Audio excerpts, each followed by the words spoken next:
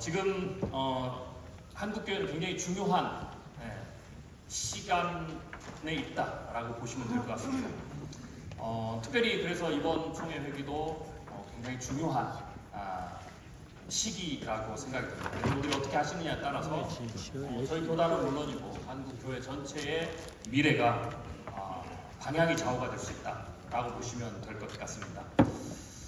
제가 이 책에서 여러 가지 분석들을 많이 했습니다. 우리가 이 중요한 시간에 중요한 결정을 잘 내리기 위해서는 정확한 분석이 필요하기 때문에 좀 마음 아픈 부분들이지만 그래도 우리가 정확한 현재 진단을 하는 게 필요해서 여러 가지 정확한 진단들을 했는데요. 자세한 내용들은 여러분들이 나중에 참조해 주시고요. 오늘 제가 중요한 포인트들만 말씀을 드리겠습니다. 2015년 기준으로 한국교회에 제가 분석한 바로는 제가 통계청 자료, 그 다음에 여러 가지 리서치 자료, 그리고 각 교단에서 올라온 모든 자료들을 제가 전체를 다 분석했고요. 이 데이터를 만들 때는 제가 인공지능, 딥러닝을 사용해서 빅데이터를 가지고 전부 다 분석을 한 내용입니다. 결론을 말씀드리면 2015년 한국 실제 기독교 안에서 교회에 실제로 매월 1회 이상 출석하는 성도의 숫자는 640만에서 650만이 현재 추정 숫자입니다. 여러분이 알고 계시는 800만 혹은 900만보다 훨씬 적다. 특별히 코로나를 지나면서 이 숫자가 좀 더 많이 줄었다라고 보시면 될 것 같고요. 2021년 코로나가 지나면서 우리가 조금 더 줄었는데요. 그러면 이제 거기서 좀 더 줄었기 때문에 저희가 추산하는 실제 다시 말씀드리지만 월 한 번 이상 교회 출석하는 출석 숫자는 한 550만 정도가 현재 한국의 기독교의 현 주소다라고 생각하시면 좋을 것 같습니다. 좀 가슴 아픈 일인데요. 좀 더 위험한 미래를 말씀을 드리겠습니다. 이것도 역시 저희가 빅데이터 인공지능을 통해서 데이터를 시뮬레이션 여러 번 해서 나온 자료인데요. 우리가 한국교회 이슬람이 한국교회에서 성장하는 것을 굉장히 우리가 염려하는데 진짜 우리 한국교회가 두려워야 되고 우리 교단이 두려워야 되거든요. 지금 전제 조건이 겁니다. 지금 이대로 가면 라는 게 늘 전제 조건입니다. 지금 이대로 간다면 우리가 변화를 두려워하고 변화를 받아들이지 않고 하나님이 주신 새로운 시대적 소명을 우리가 거부한 채 여기가 좋사오니 주 여기가 좋사오니 초막셋을 여기서 짓고 우리가 여기서 삽시다 우리끼리 라고 그리스도 예수님께서 제자들에게 주시는 새로운 비전을 잘 알지 못해서 머물고자 하는 그 제자들처럼 우리가 머물러 있다면 일어날 수 있는 미래입니다. 그래서 우리가 지금 가장 두려워야 될 것은 2050년 이후가 되면 한국 사회는 무신론과 이단의 나라가 됩니다. 자, 데이터를 보여드리겠습니다. 이건 제가 시뮬레이션한 결과고요. 가장 높게 올라가는 건 무신론자 숫자입니다. 그리고 빨간색 중간에서 이렇게 내려가는 것은 한국의 종교인들 전체 숫자고요. 그 밑에 개신교, 천주교, 불교를 그리고 이단을 표시했습니다. 여러분이 자세한 내용은 또 여러분들이 자료들에 있고 또 책에 있으니까 그 내용을 참조하시고요. 2050년이 되면 이단을 제외한 기독교, 여기는 이제 가나안 성도를 포함한 겁니다. 400만까지 줍니다. 2015년에 절반으로 줄고요. 가나안 성도를 제외하면 실제로는 교회 출석하는 성도가 300만으로 준다. 300만 선이 붕괴되고요. 무신론자는 76.7%, 한국 사회 전체 76.7% 무신론자가 되고요. 그리고 2067년이 되면 여러분 잘 아시듯이 기독교 이단은 계속해서 증가하고 있죠. 기독교 이단에게 추월당하는 기독교가 그러한 미래가 우리 앞에 지금 놓여 있다라고 보시면 됩니다. 그리고 2070년이 되면 이단과 그리고 가나안 성도를 제외한 한국교회의 실제적인 기독교 숫자는 200만이 무너지고 한국 사회는 80%가 무신론자이 되는 사회가 될 가능성이 굉장히 높습니다. 다시 말씀드리지만 이거는 이대로 간다라면이라는 전제하에 있는 겁니다. 그래서 이러한 미래가 우리가 현실되지 않게 하려면 지금부터 굉장히 우리가 중요하다. 특별히 여러분의 역할이 굉장히 중요합니다. 정말 한국 사회가 무신론자가 되느냐? 많은 분들인데 이거는 이제 갤럽의 조사인데요.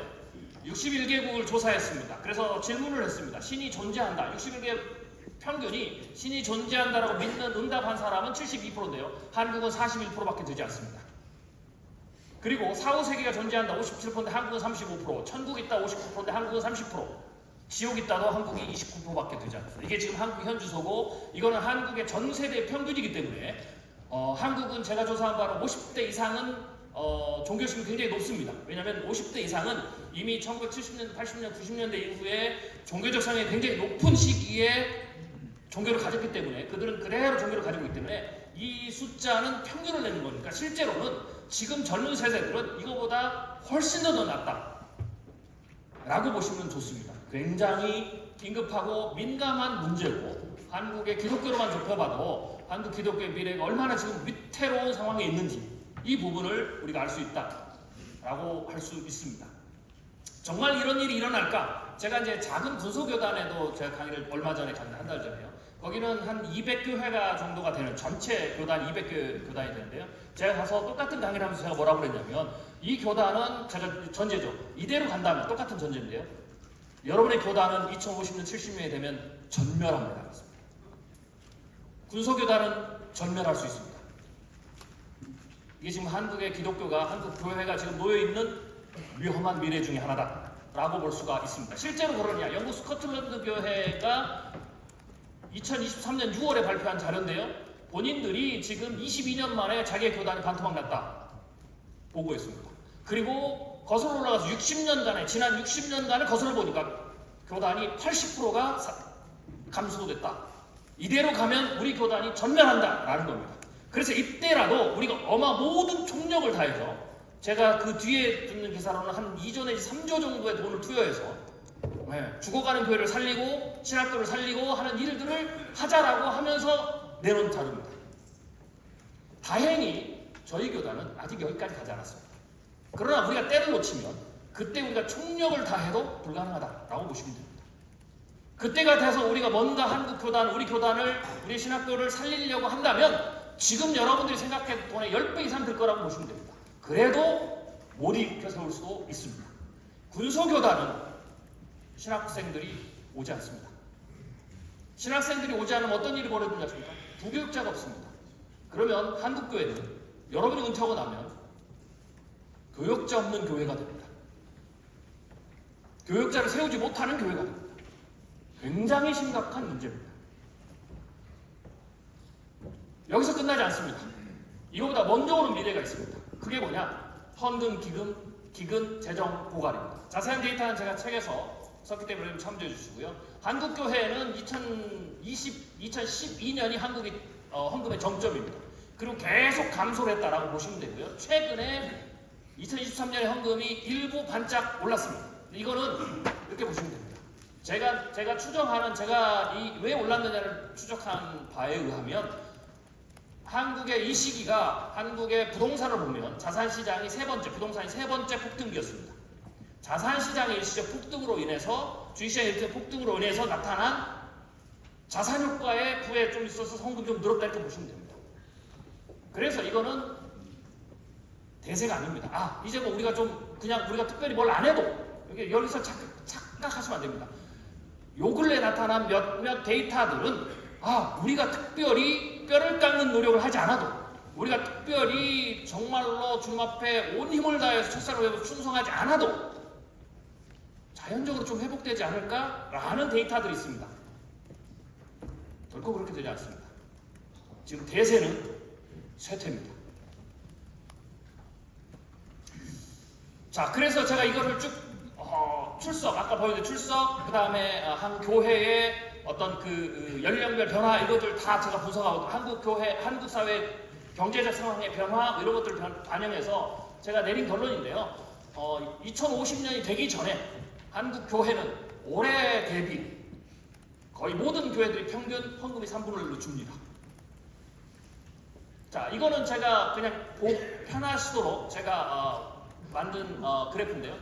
보시면 회색이 헌금을 가장 많이 내는 경제적으로 생산 가능 연령 인구들입니다. 그 헌금의 주 세대, 청장년 세대는 2050년이 되면 이제 얼마 남지 않았습니다. 27년밖에 남지 않았습니다. 2050년이 되면 저 연령층은 지금보다 60%가 감소합니다. 그리고 은퇴자 1을 나눴는데 은퇴자 1은 은퇴 이후에 다시 한 20년은 다시 재취업을 해야 됩니다. 그러나 급여는 3분의 1로 줄죠.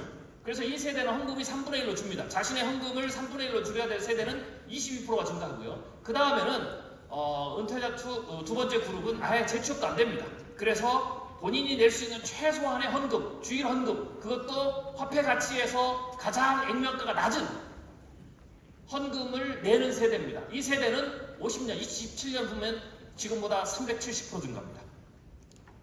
그래서 지금 이대로 다시 말씀드리면 이대로 간다면 우리가 변화하지 않고 개혁하지 않고 다시 첫산으로 들어가서 하나님 원하시는 새로운 부흥에 응답하는 역할을 하지 않으면 한국교회는 평균 헌금이 3분의 1 줍니다. 이건 평균입니다. 그렇기 때문에 제가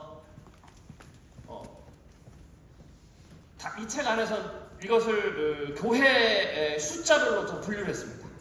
50명 미만 교회 쭉 했는데요. 한국교회 절반 이상은 헌금이 하나도 없습니다.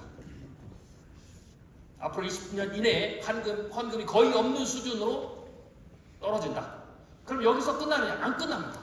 그 다음 문제가 또 만들어집니다. 그래서 위기를 대처를 잘 못하면 그 위기가 또 다른 위기를 낳고 또 다른 위기를 낳는 겁니다. 그래서 또 다른 위기는 여기 오신 분들에게 직접적인 응원이 되는데요. 제가 이렇게 표현했습니다. 앞으로 은퇴 목사님들 9명 중에 10명 중에 9분은 은퇴 생활비 못 받으십니다. 제가 왜 이걸 썼냐면 제가 고민을 많이 했습니다. 이걸 넣을까 말까. 근데 그래도 정확히 아시는 게 중요했어요. 많은 목회자들, 제가 이제 다른 교단도 그렇고 이렇게 모임하면 이제 목회자들 전체 모임들 있는데 제가 강의도 많이 하는데요. 제가 이제 우리 움직이 계신 목사님들에게 제가 말씀드렸어요. 목사님들, 나이 뒤에 숨지 마십시오. 내 은퇴는 이제 몇 년 안 남았으니까, 내 때까지는 큰 문제가 없으니까, 내 후임은 와서 잘하겠지. 한국교회는 지금 그 수준이 아닙니다. 제가 이 강의를 듣고 어떤 목사님이 제가 강의 끝나고 제가 집으로 올라오는데 전화를 친히 주셨더라고요. 그래서 그 말씀할 때 제가 너무 마음이 아프면서 동시에 충격도 받았는데, 그분이 은퇴가 1년 남으셨답니다. 그런데 제 강의를 듣고요, 회개를 하셨어요. 가장 마음에 와닿는 게 제가 했던 지금 방금 말씀입니다. 나이 뒤에 숨지 마시라. 내 후임 와서 잘할 거라고 생각하신대요. 근데 한국교회는 그렇게 시간이 많지 않습니다. 여러분들의 후임이 와서 여러분의 교회를 다시 세우고 우리 교단을 다시 세우고 우리의 후배들이 우리의 신학교와 교단을 다시 세울 수 있는 그 정도의 지금 여력이 시간이 없다라고 보셔야 됩니다. 그 정도의 긴급함을 가지고 새로운 총회를 여러분 1년 동안 정말 온 힘을 다해서 사역을 해주셔야 됩니다. 그래야 우리 교단의 미래가 열리고, 오늘 제가 말씀드린 이 일이 벌어지지 않습니다. 이거는 간단합니다. 상식적으로 봐서 한국교회 헌금이 3분의 1 줄고 한국교회 절반 이상의 헌금이 거의 없는 상황이 돼서, 그런데 문제는 뭡니까? 하나님 은혜를 주셔서 평균 수명은 100세입니다. 그래서 노인들이 이렇게 농담을 하신다고 하더라고요. 100세, 재수 없으면 120세. 여러분들 잘 아시죠? 직업군 중에서 평균 수명을 조사했는데 종교인이 탑3입니다. 가장 오래 사는. 이제 한국교회는 모든 교회가 세 분의 담임 목사를 모셔야 됩니다. 은퇴 목사님 둘, 현직 목사님 한 분. 이분을 100세 혹은 120세까지 생활비를 대야 됩니다. 헌금이 3분의 1을 주는데 누가 될 수 있습니까? 그래서 제가 은퇴한 목사님 10분 중에 9분은, 여기 계신 분들 중에 10분 중에 9분, 90%는 은퇴비를 못 받습니다. 은퇴비 생활비. 그러면 이제 그 다음에 여기서 끝나지 않죠. 그게 만약에 느끼면 어떻게 될까요? 은퇴할 때 어차피 못 받을 거 전체를 다 목돈을 받겠다 하면서 교회가 이제 블라인드가 깨지는 겁니다. 그래서 이 문제를, 중요한 문제입니다. 실제적인 문제입니다. 다시 한번 말씀드리지만 이런 미래가 피할 수 없다가 아니라 이대로 간다. 여러분의 역할은 이런 미래가 우리 교단에서 일어나지 않게, 이런 문제 때문에 교회가 깨지고 한국교회가 무너지고 우리 교단이 수치를 당하고 수많은 교회가 분란 가운데 있어서 하나님의 일을 하지 못하는 상황으로 전락하지 않도록 하는 일들을 여러분들이 시작해 주셔야 됩니다. 중요한 시간이라고 말씀드렸습니다. 한국교회는 위기만 있지 않습니다. 제가 이 책에서 뭐라고 그랬냐면, 제가 이 책의 핵심은 사실 이 위기를 전함이 아닙니다. 이 책의 핵심은 뭐냐면 이겁니다. 앞으로 한국교회 하나님 두 번의 대부흥의 기회를 준비해 놓고 계신다. 할렐루야. 저는 이 얘기를 하고 싶습니다. 한국교회 다시 일어설 수 있다. 많은 분들이 아마 그러실 거예요. 뭐 이번 총회에 우리가 구호도 교회에 일어나는데 아마 여러분들 마음속에는 상당 부분 여기 계신 목사님들이 저게 되겠어? 한국교회 다시 일어날 수 있고 다시 부흥할 수 있다라고 하면 정말 그게 되겠어? 이게 지배적입니다. 저는 두 번의 한국교회 부흥이 있다라고 보는데요.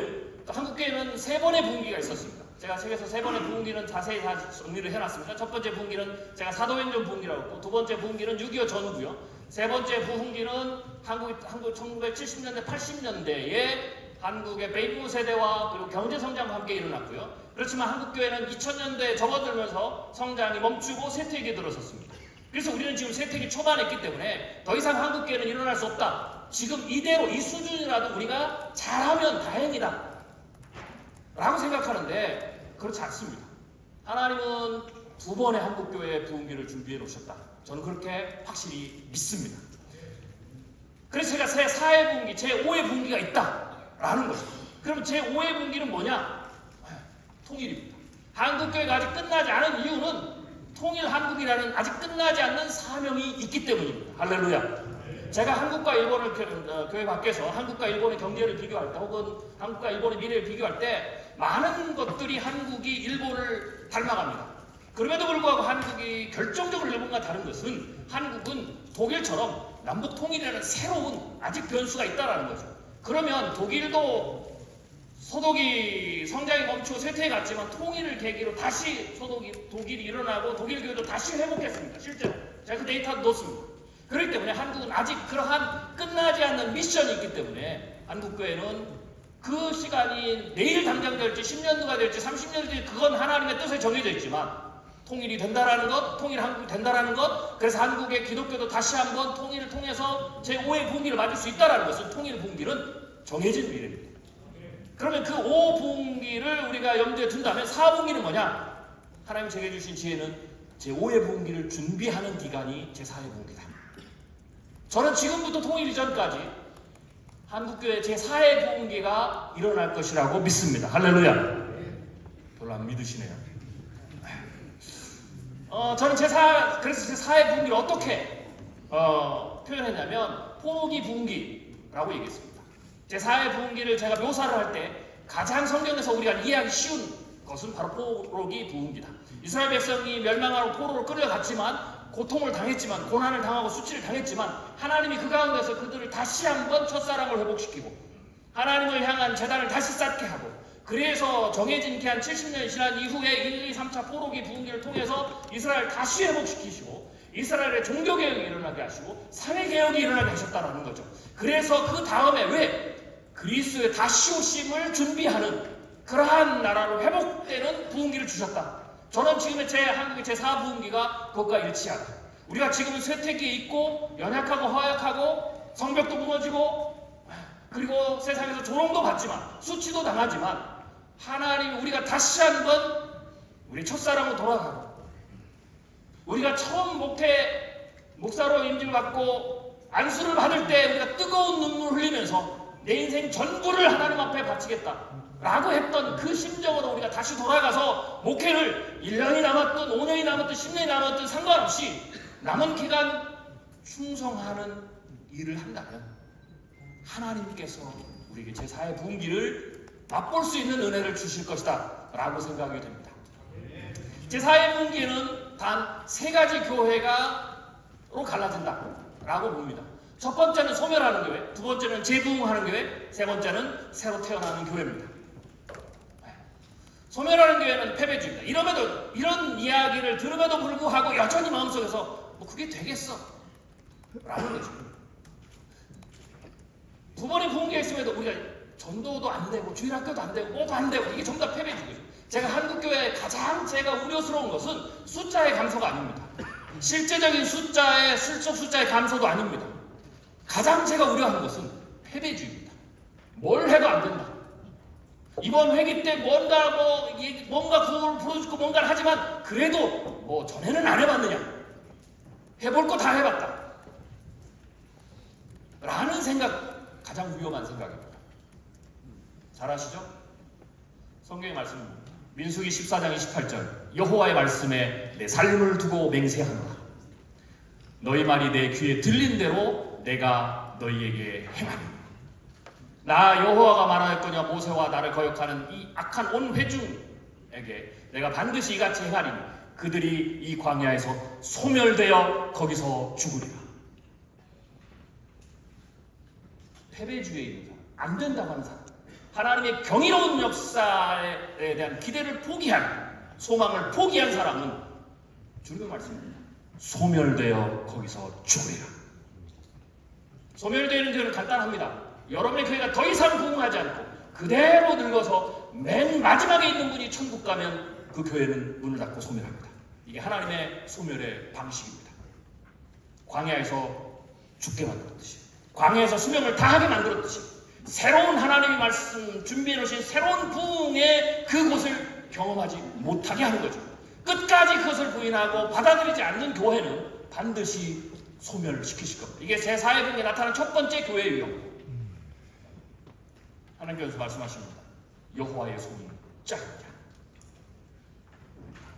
그러나 하나님 주신 새로운 시대적 소명, 제4의 부흥과 제5의 부흥기에 우리의 교회가, 내 교회가, 내가 개척한 교회가, 내가 섬기던 교회가, 그리고 우리의 교단, 한국의 기독교가, 한국교회가 놀라운 두 번의 부흥기에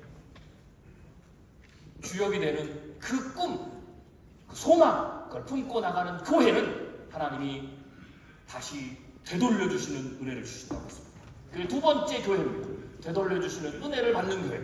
회개하고 첫사랑을 되돌아가는 교회는 하나님이 다시 재부흥을 허락하신다라는 거죠. 그리고 마지막으로 아무리 교회가 무너지고 없어져도, 아무리 기독교가 쇠퇴해도 역시 하나님이 새롭게 불길같이 일으키는 교회가 있습니다. 하나님의 새로운 일을 감당하는 거죠. 저는 여기에 모인 모든 목사님들 또 장로님들께서, 우리 교단은 물론이고요, 여러분이 섬기는 교회가 저는 제발 이 제4의 부흥기에서 소멸시키는, 하나님이 소멸시키시는 교회에 속하지 않았으면 좋겠습니다. 되돌려주시는 은혜, 다시 불꽃같이 일어나는 그 은혜를 받는 교회가 되었으면 좋겠습니다. 그렇다면 우리가 하나님께 그럼 이런 사역, 이런 교회가 되려면 어떻게 해야 되느냐를 제가 이 책에서 7가지를 다뤘습니다. 하나님께 칭찬받는 사역. 오늘은 제가 시간이 벌써 다 돼가지고요. 근데 중요한 얘기는 지금 다 했습니다. 이게 가장 중요한 얘기거든요. 나머지는 여러분이 데이터를 참조해 주시고 제가 몇 가지만 제가 말씀드리겠습니다. 그래서 어떻게 사역을 해야 되느냐, 7가지는 제가 이렇게 정리를 했습니다. 이 중에서 제가 시간이 되는 몇 가지만 말씀을 드리겠습니다. 하나님께 칭찬받는 사역 어떻게 해야 돼요? 첫 번째로 열매 평가 기준을 바꿔야 됩니다. 그게 뭐냐? 하나님이 기뻐하시는 평가 기준 딱 3가지입니다. 충성, 순결, 지혜. 제가 일반 교회 목사님들 말씀드릴 때는 충성을 굉장히 강조를 합니다. 충성은 여러분 한문을 잘 아시죠? 충성에 대한 설명을 많이 할 수 있는데 짧게 설명해요. 충성은 가운데 중에 마음심, 마음의 중심에서 말씀 안에 이룰성, 말한 것을 이룬다, 언약을 이룬다. 제가 이 한문을 제가 풀면서 제가 큰 은혜를 받았습니다. 마음 중심에서 자신이 말한 말, 자신이 말한 언약, 약속을 끝까지 이룬다. 이게 충성인데, 제가 불현듯 이 말을 이 단어를 이렇게 해석하면서 첫 번째 떠오른 게 누구냐? 예수 그리스도. 하나님이십니다. 정말 충성에 충성을 하는 분이 하나님이시구나.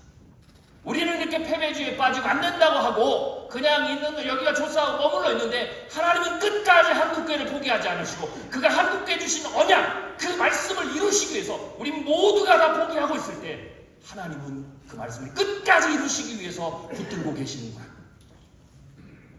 제가 주일학교 교사들을 만나고 부교육자들 만나면 이렇게 강의를 합니다. 한국교회가 지금 주일학교가 없어진 교회 굉장히 많습니다. 그런데 우리가 회개해야 됩니다. 애를 써서 마지막 한 면까지 내가 끝까지 주일학교 아이들을 살리기 위해서 하다가 아이가 없어서 문을 닫은 주일학교는 한 군데도 없습니다. 청년부를 그렇게 문 닫은 교회는 한 군데도 없습니다.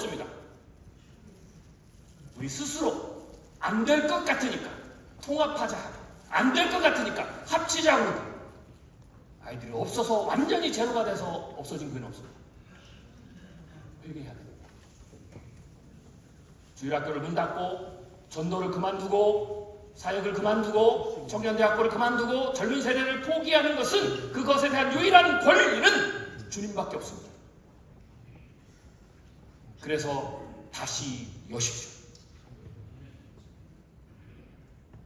한국교회가 6만 교회라고 합니다. 6만 교회가 한 명만 주일학교를 열면 6만 명입니다. 이걸 10년 동안 하면 60만입니다. 각 부서마다 한 명씩만 매년 늘어나면 600만입니다. 600만은 제가 말씀드렸죠. 첫 번째, 지금 한국의 출석교회 550만보다 많습니다. 작은 것에 충성하는 것에 놀라운 역사입니다. 주님이 끝까지 포기하지 않으셨기 때문에 우리는 포기하지 않아야 됩니다. 주님이 우리 교단을 끝까지 포기하지 않고 붙들고 계시기 때문에 우리는 포기하지 않아야 됩니다. 주님이 포기할 때 비로소 우리도 포기할 수 있습니다. 제가 오늘 여러분들에게 말씀드리고 싶은 것은 이 세 가지 중에 지혜입니다. 특별히 지금 오늘 이제 지도자분들께서 모이셨으니까 이번 회기를 끌고 가실 분들이 모이셨기 때문에 제가 가장 강조하고 싶은 분이 이 세 가지 중에 지혜다. 자, 지혜는 제가 말씀드린 오늘 지혜는 두 가지입니다. 첫 번째는 직감에서 데이터. 이제 한국 교회는 다양성이 굉장히 넓어진 한국 사회 자체가, 그리고 산업의 패러다임, 모든 것의 패러다임이 바뀌었습니다. 그래서 이때에는 지혜는 뭐냐? 직감, 즉 여러분의 지금까지 30-40년 목회의 경험, 감, 이걸로 하시면 안 됩니다. 지금부터 지혜는 데이터입니다. 그래서 제가 이 책에서 데이터를 굉장히 많이 다뤘습니다. 우리가 잘못 착각하고 있는 복음화 일부터 시작해서, 자, 예를 들어보죠. 왜 지혜가 필요하냐? 지혜가 필요해야 정교하게 우리가 사역을 할 수 있습니다. 지금은 정교하게 사역하셔야 됩니다. 자, 주일학교가 안 된다는 가장 첫 번째 이유가 뭡니까? 저출산이다. 0.8이다. 애들이 없다. 천만의 말씀이에요. 데이터를 그래서 제가 들여다보시라는 겁니다. 이 데이터는 파란색이 짙어질수록 출산율 2에 가까운 겁니다. 보시죠. 여전히 출산율 2가 되는 지역이 많이 있습니다. 데이터를 들여다보셔야 돼요. 통계체 데이터 있습니다. 다 가져다가, 저는 이제 총회했으면 그런 일을 하셨으면 좋겠는데, 이 데이터를 가져다가 전부 분석을 하면 여러분 교구에 있는 전부 다 동단위까지 전부 다 분석할 수 있습니다. 그 동단위 어디가 아이가 많은지, 어디가 세대가 어떻게 되는지, 그리고 그들의 경제적 상황이 어떻게 되는지 다 분석할 수 있습니다. 그러면 그걸 우리가 어떻게 목회에 도움이 되죠. 선교 전략과 전도 전략에 도움이 되죠. 그래서 지금은 직감에서 데이터가 굉장히 중요하다. 그래서 제가 데이터를 통해서 우리가 알 수 있는 건 여러 가지를 제가 책에 설명했습니다. 1인 가구도 마찬가지고요. 1인 가구 중심의 변화, 그리고 데이터를 보면 이걸 다른 사회적 데이터와 결합하면 또 목회적 인사이트, 사회의 방향이 나오죠. 1인 가구가 어떤 어려움을 가지고 있는지, 이런 부분들, 그리고 또 있습니다. 데이터를 잘 들어봐야 됩니다. 주일학교가 무너진다라고 하는데 아닙니다. 데이터를 들여다보면 아직 희망이 있습니다. 제가 제 4회 부흥, 제 5회 부흥은 그냥 제가 막 던지는 구호가 아닙니다. 실제로 데이터를 들여다보니까 한국교회는 추락을 한 건 맞는데 아직 날개는 꺾이지 않았습니다. 아직 희망이 있다라는 거죠. 자, 그 데이터를 하나 보여드리겠습니다. 주일학교입니다. 자, 이거는 절대적인 숫자입니다. 주일학교 절대적인 숫자. 맞습니다. 아이들이 줄기 때문에, 저출산이기 때문에 절대적인 숫자는 줍니다. 근데 중요한 것이 있습니다. 이 데이터인 거예요. 자, 이거는 기독교, 천주교, 불교를 제가 종교율을 연령별로 비교한 겁니다. 보시면 알겠지만 천주교와 불교는 전체적으로 총량도 줄었지만 각 어린아이 연령에서 천주교인이 되고 불교인이 되는 그 종교인의 비율도 줄었습니다. 근데 놀라운 것은 기독교는 안 줄었습니다. 그래서 제가 희망이 있다고. 전체적인 숫자는 줄었어도 이 주일학교에 있어서의 이 아이들의 복음화율은 아직도 줄지 않았다. 더 놀라운 사실은 늘고 있습니다. 비율이. 그런데 중요한 것은 지난 2-3년 동안 이 복음화율이 줄기 시작했습니다. 그래서 제가 여러분의 시간이 굉장히 중요하다. 이번 회개가 굉장히 중요하다고 하는 겁니다. 여전히 우리가 한국교회 안 되고 주일학교 안 된다고 10년 동안 얘기했는데 불구하고 그 10년 동안 진짜 복음화율은 떨어지지 않았다는 겁니다. 오히려 늘고 있었는데 우리가 저출산이고 주일학교 안 된다는 그 패배주의 있을 때 중요한 시간을 우리가 잃어버리고 있어서 이제는 드디어 그렇게 버티고 있었던 우리가 방치했던데도 불구하고 버티고 있었던 저 복음화율이 떨어지기 시작했습니다. 여기서도 방치하면 이제는 복음화율도 떨어집니다. 그러면 한국교회는 소망이 없습니다. 그래서 이러한 것들은 데이터를 들여다봐야 우리가 전략적으로 우리가 사역을 할 수 있다. 여러분이 전략적으로 여러분의 역할에서 오늘 모여서 여러 성도님들이 회의를 할 텐데요. 이제는 데이터를 들여다보고 구체적이고 전략적으로 하셔야 됩니다. 전략이 필요한 것은 쇠퇴기 때, 전략이 필요한 건 재정이 부족할 때 하는 겁니다. 재정이 넘쳐나고 뭘 해도 다 잘 될 때는 사실은 전략이 큰 의미가 없습니다. 왜? 뭘 해도 되니까. 그러나 지금 한국은 지혜를 발휘합니다.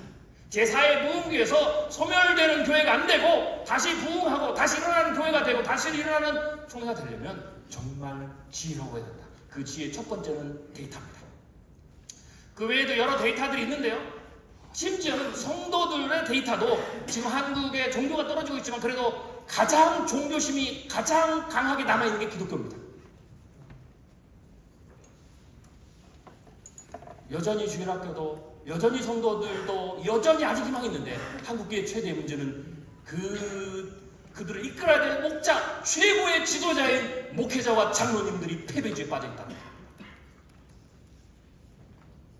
아직 여력이 있기 때문에, 아직 희망이 있기 때문에, 아직 밑에서 받쳐주고 있기 때문에 우리가 패배주의에서 벗어나서 새로운 비전과 소망을 가지면 한국교회는 다시 일어설 수 있고 제4회, 제5회 분기가 현실이 될 수 있습니다. 할렐루야. 두 번째 지혜를 말씀드리고 제가 제 강의를 마치도록 하겠습니다. 두 번째 지혜는 인공지능을 사용하셔야 합니다. 인공지능은 제가 간단히 말씀드리면요, 하나님 주신 은혜입니다. 일반은 출애굽기 35장에 하나님이 성막을 지을 때 심지어는 배를 짜는 그 일까지도 하나님이 기술로 주셨다고 했습니다. 이 인공지능은 제가 이번에 책을 쓸 때도 이거 썼지만 이 생성의 인공지능은 굉장히 강력합니다. 굉장히 강력한 힘을 가지고 있다. 저는 대형교보다 개척교회, 소형교회 목사님들이 사역자에 사용할 수 있는 것은 굉장히 파워풀하다. 못하는 게 없습니다. 제가 간단히 몇 가지만 말씀드리고 마치려고 하는데, 제가 교수님들을 만나서도 요새 인공지능에 대해 생성의 인공지능을 말씀드리는데 제가 이렇게 얘기했어요. 지금은 학교에서, 대학교에서 인공지능, 생성의 인공지능 교수님들이 막 배우는가? 이유는 간단해. 학생들이 그걸로 리포트 잡아내야 되고 뭐 이러는 거죠. 제가 교수님들 만나면 말씀 이렇게 드려요. 그게 지금 문제가 아니에요. 앞으로 현재 이 인공지능의 발전 추세가 한 3년에서 5년 정도가 되면 교수님들도 매년 논문을 쓰셔야 되거든요. 죄송한 얘기지만 교수님들이 인공지능에게 논문 쓸 때 슈퍼바이저를 받으셔야 돼요. 그 수준입니다. 교회 주일학교 사역 그림을 그리는 것부터 시작해서 여러분들 제가 몇 주 전에는 목회자들 2024년 신년 목회 구상 세미나를 했는데 거기 가서 제가 인공지능을 가르쳐 드렸어요. 그래서 어떻게 됐냐, 목회 계획을 짜는데, 전도 계획을 짜는데 기가 막힙니다. 전도 계획에 아이디가 없어서 내가 전도 대상자를 분석 아니면 인공지능이 다 분석해 줍니다. 저는 하나님의 놀라운 은혜다 라고 생각이 됩니다. 그래서 이 인공지능을 이 총회에서도 뭐 여러 가지 윤리적 문제가 있지만 그거는 지역적인 문제입니다. 어떻게 해서 우리가 한국교회를 다시 회복시키는데, 어떻게 해서 작은 교회를 우리가 재정적으로 지원할 수 있지만 이 기술을 사용하면 재정적으로 지원해야 됩니다. 왜냐하면 그냥 간단합니다. 이 인공지능을 잘 사용하면 부교육자를 5명 이상 쓰는 것과 똑같으니까. 부교육자를 5명을 모든 교회에 지원해 주실 겁니까? 아니면 인공지능을 잘 사용할 수 있도록 목회자들을 훈련을 시킬 겁니까? 후자가 훨씬 더 강력하다 라고 봅니다. 그래서 결론을 내리겠습니다. 지금 한국교회는 쇠퇴기가 분명하지만 하나님이 주신 두 번의 부흥기가 남아있다. 그래서 우리가 지금 이번 1년 동안 모토로 삼고 있는 교회가 다시 일어나는 충분히 가능하다. 할렐루야. 단 우리가 패배주의에서 벗어나야 된다. 하나님 원하시는 충성, 순결, 그리고 특별히 이 시대에 지혜가 필요하다. 그래서 그 지혜는 이제부터는 감이 아니라, 직감이 아니라 데이터를 들여다보고 그 데이터에 의해서 더 철저한 사역의 계획과 전략이 나오는 거고, 그리고 어떻게 됩니까? 하나님 주신 이러한 일반은 총해 주신 그 은혜들, 이 자원들을 총동원해서 우리가 사역을 구상을 하면, 그리고 올 한 해를 여러분들이 이끌어 나가시면 한국교회가, 우리 교단이 다시 일어설 수 있는 든든한 발판을 마련할 수 있을 거라고 봅니다. 저는 오늘 여기 모이신 모든 분들이 그러한 일에 가장 첫 문을 여는, 첫 발을 여는, 초석을 만드시는 한 회기가 되기를 바라겠습니다. 감사합니다.